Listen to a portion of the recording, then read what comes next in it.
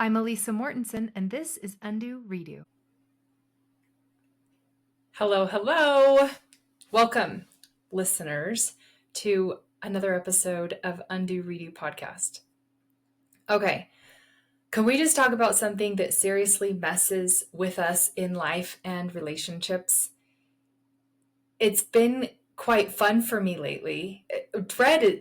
Can we just talk about something that seriously messes with us in life and relationships and daily routines? Dread. Dread is the one thing that gets me the most, and most of us struggle with this. So I just want to talk about it. But before we get to it, it's been quite fun for me to have a new fun ability to create the energy, to somehow muster up the energy, and I know exactly what I'm doing. But the energy that's needed to sustain myself, my work, to bring to all of you, my family, my friends, the things that I do. And this does not mean that I'm carrying everyone, you guys. This means quite the opposite, in fact. I am better at letting others manage themselves and what they're in charge of and not making it mean anything about me, which keeps me in a better energy. I don't get offended as often. I don't feel defensive as often. I'm not making up such dramatic stories that hurt me as often.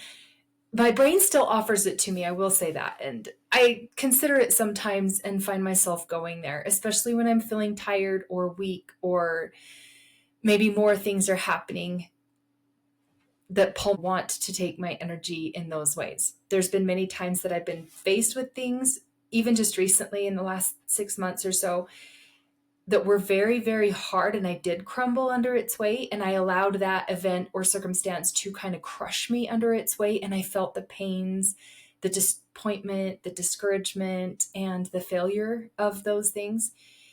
But that's where it's so fun for me now. I drew a line with myself, and I made these commitments that I would no longer go to these certain depths of allowing events or circumstances to rob me of my power to that degree. So I no longer allow myself to be hurt in such a way. And it's because I know that the hurt wasn't coming from them, it was coming from my allowing it. All right. So this is so fun for me to try new things. And I'm going to talk about dread because one of these new things is taking a closer look at dread. I'm talking about dread as that shrinking, like avoid at all cost feeling that shows up when your brain basically says, hey, want to watch a scary movie? I have an idea about the future that I just made up. Cool, here's a trailer. And you're like, no thanks. No thanks. Okay, but we're still going to watch it, is kind of how your brain says. And I hope that made sense. But for real, this happens. Dread is our mind imagining some giant hardship, and it creates such a massive and awful story that it completely dwarfs your reality. All right? I'm going to say that again. Dread is our mind imagining some giant hardship. It creates something so big and awful that it completely dwarfs reality. And it's bizarre. It hasn't even begun yet. We're not to the point that day or thing is even happening. So if we're being logical, it's probably not going to be as awful as we make it seem. But we still start mentally and emotionally reacting like it's a guaranteed event. How we know we do this is we start to brace ourselves. We start to tighten up and get anxious about it, and we feel it in our body long before it happens. We end up mentally exhausted from a battle that didn't even begin and hasn't become real yet. It's interesting how our bodies feel emotions because our mind calls it up. When we run through picturing how much we're going to hate it, you can kind of hear in your mind these stories that you create, like this will be so hard. And maybe even a voice will come to your mind and say a little bit like, I so do not want to do that. Nope, I do not want to do that. I am not looking forward to this. And you kind of expound on it. Now, to the extent that you have those thoughts, or the extent and the intensity that you'll feel it in your body. You'll see it come up at things like you glance at a calendar and there's a family event and your whole body's like, ugh, I don't want to deal with that drama or those people right now. Or if there's a group thing that you're supposed to be to in the community or at work, the dread sets in days before, just in anticipation of it. And the most typical dread that people feel and talk about that I've seen is the Sunday dread for Monday's workday. Sunday afternoon, you feel Monday's workday already looming over you, and it's real inside of you, even though you're not at work yet, because your mind is just spinning in all of those stories about it. The people at work are going to have their same irritating ways, the workload, and you're dreading it way before you get there because it hits you Sunday. Sometimes even Saturday, depending on how wrapped around your head and what patterns you have going for you. But dread shows up in tiny daily stuff. It's not always the big stuff and the big situations and circumstance. Let's not forget those never-ending chores that we have, the stuff that's in the house that needs to be taken care of, the pile of clutter you may keep walking past, the reports that are due at work, the charting or the deadlines, the fridge that needs wiping down, the kids' stuff. But I want to talk next about the conversations that you feel like having that are important, and then you feel dread about them. None of these things are like catastrophic. They're not life or death situations, right? But it's all kind of looming over you in a sense of dread. And I'd say that the conversation one is probably one of the real big kickers, because we have conversations with ourselves in our mind, and we have conversations with other people. One's with your spouse, one's with your parents, one's with your kids. Maybe it's about money. Maybe it's about some sort of scheduling event, something that's going to be tense or emotional or just plain exhausting that you figure, like that story you have around it creates the dread. So we dread it before one word is even said. Like long before, you could dread it for 3 months before you even bring it up. That's how interesting dread is. I think we don't dread these things because they're happening. We dread them because of what we think is going to happen when it comes along. Our minds are so powerful, you guys. It goes straight to the worst case scenario when we start acting like this version is a fact when it hasn't become a fact yet. It can be intimidating because our minds are powerful, and the imagination, the power behind imagination is the fight. We feel it. The overwhelm, we're there. The meltdown, the rejection, the anticipation of all these things. We walk around bracing. Our body braces for it the moment we're like, hey, this is going to be hard. Let's brace for it. And it gives us a horrible experience long before. That's pretty powerful. And most of the time that version doesn't happen, right?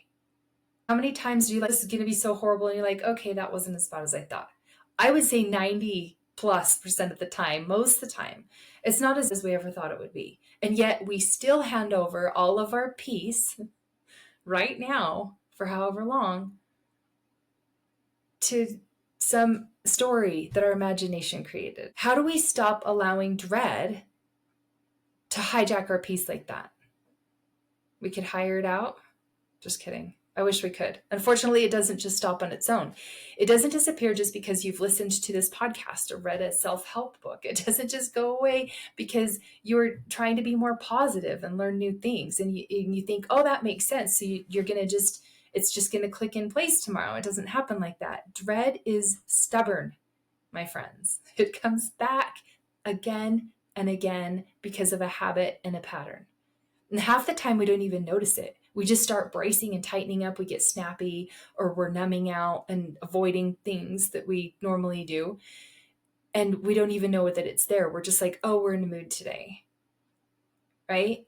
Here's the fastest way I've found to interrupt it when you do notice it. If you don't notice it, when you do, just do this thing. Laugh. I'm serious. It sounds dumb, but it needs to be interrupted with something better. Something opposite of dread would be laughter, right? It's got to become close. So when you catch yourself and your brain doing it again, and you realize you're miserable and you're spinning out in worst case scenarios way before something even happens and you're dreading it, just laugh. Maybe it's like a dinner or a phone call or folding laundry, and you find yourself having these crazy stories about it. It's not because it's funny. It's because it's so familiar. I want you to draw attention to it in a lighthearted way where your guards are going to go down. Like, oh, okay, here we go again. Look at me.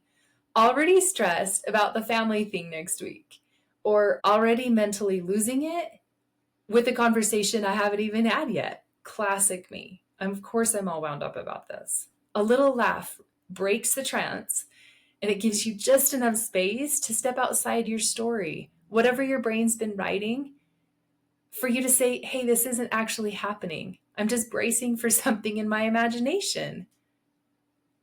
It doesn't mean that the task is gone or the conversation still isn't necessary. It just means you're meeting it as yourself. You're more present with what you're making all this stress in your body feel like. It will not be as emotionally exhausting for you. You will not have these worst case version scenarios for yourself as often.